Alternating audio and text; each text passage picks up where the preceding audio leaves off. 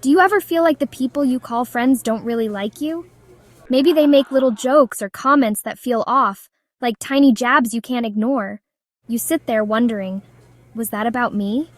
But you brush it off because you don't want to overthink it. Sound familiar?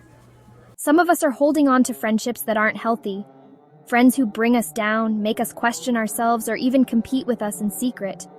It's hard to admit, but sometimes letting go of toxic friendships is the best thing we can do for our peace and happiness. In this video, we're going to talk about why not having friends might actually be better than keeping the wrong ones. Stick with me because this conversation could change how you see your relationships. Y'all have friends right now that don't even like you. Let's be real for a second. They throw slick jabs, little comments, and you wonder, where'd that come from? Was that about me? You've been brushing off their little passive-aggressive remarks, chalking it up to, oh, that's just how they are. But let's talk about what's really going on. Let's get into why some friendships are doing more harm than good, and why not having friends might just be the freedom you didn't know you needed.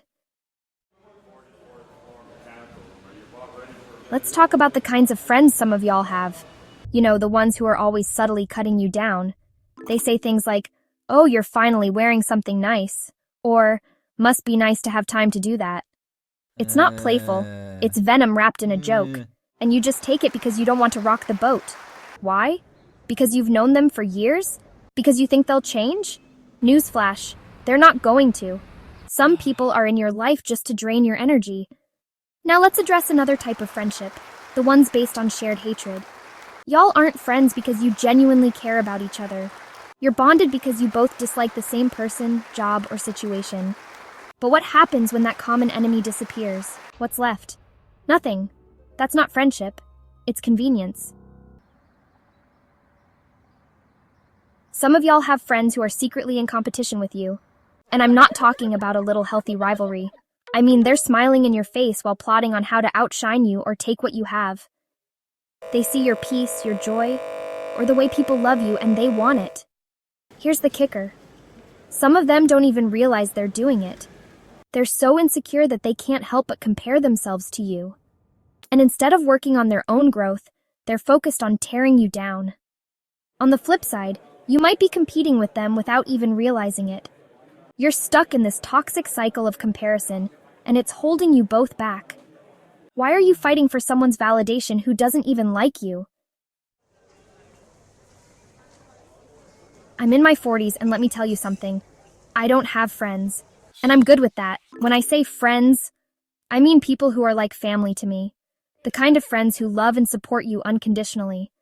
And guess what? I have my family, my sisters, they're my friends, my kids.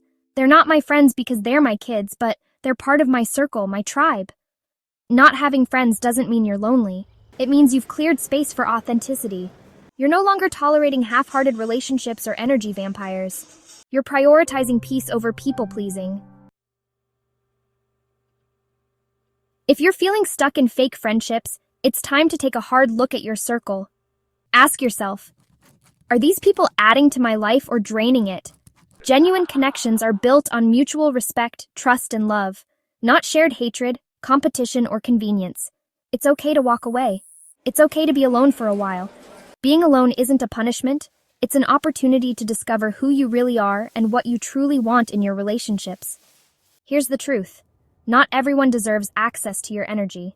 Let go of the fake friends, the passive-aggressive comments, and the secret competition. Start valuing yourself enough to demand better.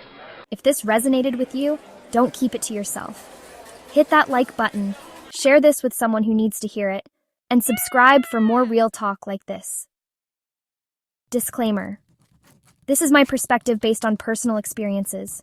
Your journey might look different, and that's okay. Take what resonates and leave the rest. Thanks for watching, and I'll catch you in the next one. Like, share, subscribe.